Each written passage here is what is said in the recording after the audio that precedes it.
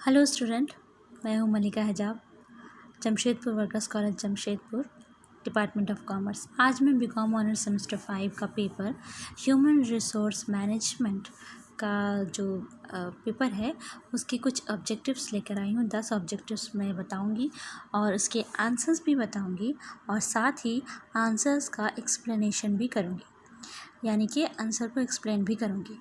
ठीक है, तो देखते हैं। सबसे पहला क्वेश्चन है, विच of the following is active resource of production. Which of the following is active resource of production.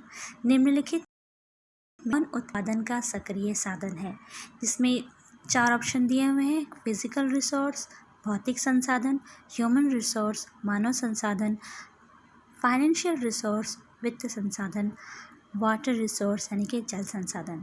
Answer है ह्यूमन रिसोर्स।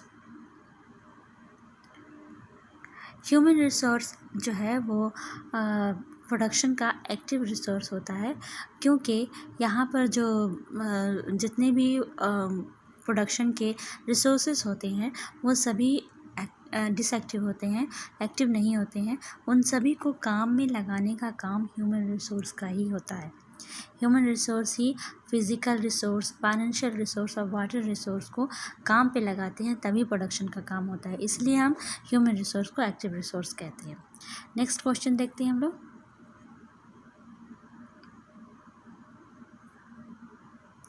नेक्स्ट है, human resource planning is the process of dash. मानव संसाधन नियोजन की प्रक्रिया है। फोरकास्टिंग, पूर्वानुमान, डेवलपिंग, विकास, कंट्रोलिंग, नियंत्रण, ऑल द अबव, उपर्युक्त सभी। इसमें जैसा कि हम लोग देख रहे हैं कि नियोजन यानी प्लानिंग का जो काम होता है वो आगे फ्यूचर का होता है, तो जाहिर सी बात है प्लानिंग प्रोसेस में फोरकास्टिंग आएगा। डेवलपमेंट के लिए ही हम लोग प्लानिंग करते हैं तो डेवलपमेंट भी आएगा, और प्लानिंग जो है की जाती है उसे हम उस प्लानिंग के अकॉर्डिंग काम हो रहा है या नहीं हो रहा है, यानी कि हम ये भी देखते हैं कि नियंत्रण हो रहा है या नहीं। इसलिए इस का आंसर ये सभी है, यानी कि हम मानव संसाधन नियोजन में, ह्यूमन रिसोर्स प्लानिंग में फोरकास्टिंग, डेवलपिंग, कंट्रोलिंग, ये सभी प्रोसेस जो है अपनाते हैं। नेक्स्ट क्वेश्चन है, विच of the following is not subject matter of job description. निम्नलिखित में कौन सा कार्य विवरण की विषय वस्तु नहीं है।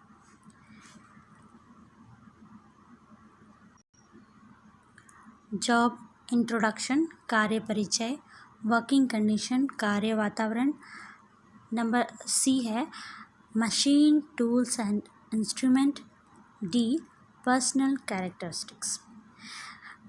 अब हम देखेंगे कि जॉब डिस्क्रिप्शन क्या है। जॉब डिस्क्रिप्शन जो है वो जॉब एनालिसिस का एक पार्ट है, जिसमें हम जॉब को डिफ़ाइन करते हैं कि जॉब है क्या, उसमें वर्किंग कंडीशन उसके क्या होंगे, किस किस तरह के मशीन और टूल्स इस्तेमाल किए जाएंगे, और भी बहुत सारी चीज़ें जो जॉब से रिलेटेड हैं, जो जॉब को डिफ़ाइन करती हैं, उसे उसका जो है परिचय देती हैं, उसे हम जॉब डिस्क्रिप्शन कहते हैं।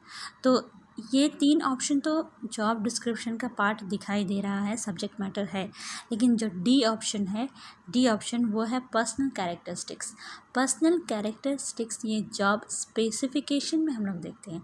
जॉब स्पेसिफिकेशन में हम लोग देखते हैं कि जो जॉब डिस्क्रिप्शन में जो जॉब को डिफ़ाइन किया गया है, उस जॉब को करने के लिए एम्प्लॉय में किस तरह के पार्टिकुलर, तो जॉब डिस्क्रिप्शन में जो सब्जेक्ट मैटर नहीं आएगा वो है पर्सनल कैरेक्टरिस्टिक्स, यानी कि व्यक्तिगत विशेषताएं।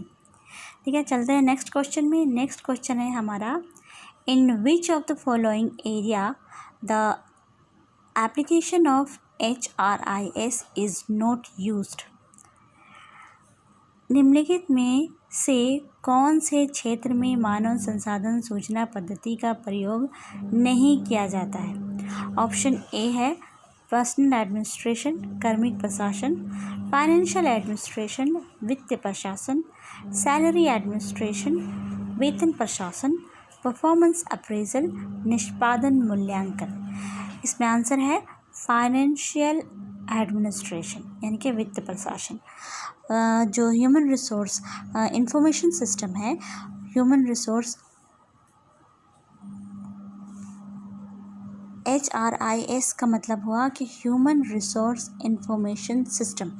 ह्यूमन रिसोर्स इंफॉर्मेशन सिस्टम जो है वो सभी तरह की इंफॉर्मेशन प्रोवाइड करने का काम करता है जो ह्यूमन रिसोर्स से जो है मेल खाते हैं, जैसे कि personnel administration, salary administration, performance appraisal, employee performance appraisal. तो जो एक बच जाता है वो है फाइनेंशियल एडमिनिस्ट्रेशन, जो कि नहीं आता है ह्यूमन रिसोर्स इंफॉर्मेशन सिस्टम के यूज़ में। ठीक है, नेक्स्ट क्वेश्चन में जाते हैं हम लोग। विच of the following is not included in social security measures. निम्नलिखित में कौन सामाजिक सुरक्षा के उपायों में शामिल नहीं है? नंबर 1 कंपनसेशन क्षतिपूर्ति, रेस्टोरेशन यानी कि पुनर्स्थापन, सी डोनेशन यानी कि दान, प्रिवेंट यानी कि रोकथाम। ठीक है, तो यहाँ का जो आंसर सही है वो है डोनेशन। सामाजिक सुरक्षा हम एम्प्लॉई की बात कर रहे हैं, यानी कि किसी भी एम्प्लॉई की सोशल सिक्योरिटी जो है हम उसको तभी प्रोवाइड करेंगे जब हम उसे अच्छा कंपनसेशन देंगे, उसके पुनर्स्थापन यानी कि उसको फिर से रेस्टोरेंट का सुविधा देंगे, प्रिवेंशन करेंगे, रोकथाम करेंगे, उसके जो भी मुश्किलें हैं उसके लिए, उसके रोकथाम के लिए जो हम उपाय करेंगे उसे हम जो है ये सारी चीज़ें सामाजिक सुरक्षा देती हैं किसी भी एम्प्लॉय को। दान सामाजिक सुरक्षा नहीं देती है ये, क्योंकि दान जो होता है वो टेम्प्रोरी होता है, परमानेंट नहीं होता है। तो हम लोग चलते हैं अब नेक्स्ट क्वेश्चन में, वो है number 6 which one of the following is tool of ways and salary administration. निम्नलिखित में से कौन मजदूरी तथा वेतन प्रशासन का यंत्र है? नंबर 1 है जॉब इवैल्यूएशन, बी है जॉब ट्रांसफ़र, सी है जॉब परमानेंसी, डी है जॉब रोटेशन। हिंदी में है कार्य मूल्यांकन, कार्य स्थानांतरण, कार्य स्थायीकरण और कार्य घूर्णन। ठीक है, यहाँ पर हमारा जो है सैलरी और वेजेस एडमिनिस्ट्रेशन का टूल कौन सा नहीं है वो पूछा जा रहा है। तो हम लोग जॉब इवैल्यूएशन जो है वो सैलरी एडमिनिस्ट्रेशन का टूल नहीं है। नेक्स्ट देखते हैं हम लोग potential appraisal in concern with संभवता निष्पादन संबंधित है। संभवता जो होता है यानी कि पोटेंशियल जो होता है वो एम्प्लॉयज़ के पोटेंशियल यानी कि आने वाले समय में उसे काम करने का कितना पोटेंशियल है उसका अप्रेजल किया जाता है, उसका मूल्यांकन किया जाता है। तो ये किससे रिलेटेड है? विजिबल परफॉर्मेंस से, दिखने वाली क्षमता, नॉट विजिबल पोटेंशियल नहीं दिखने वाली संभवता, प्रेजेंट कंपेटेंस यानी कि वर्तमान क्षमता। तो नंबर डी ही होगा। ये सभी चीज़ें हम लोग देखते हैं किसी भी पोटेंशियल अप्रेजल में एक एम्प्लॉय के अंदर। नेक्स्ट हम लोग क्वेश्चन देखते हैं, वो है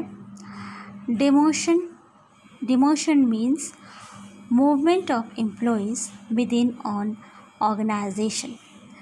पदोन्नति का अर्थ संगठन के भीतर कर्मचारियों के गतिमान होने से है। किस तरह के गतिमान? हॉरिजॉन्टल, वर्टिकल, अपवर्ड, डाउनवर्ड, यानी कि क्षैतिज, लंबवत या फिर अधोगति।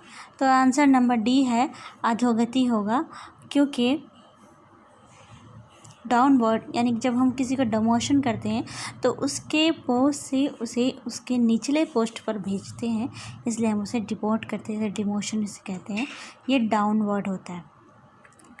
नेक्स्ट है number 9 question, employees empowerment is organisation related with development of. संगठन में कर्मचारी सशक्तिकरण का संबंध विकास से है। ऑप्शन ए है इंटेलेक्चुअल कैपिटल बौद्धिक पूंजी संपदा, फिजिकल कैपिटल भौतिक संपदा, ट्रेड यूनियन श्रम संगठन, मैनेजमेंट डेवलपमेंट यानी कि प्रबंध विकास।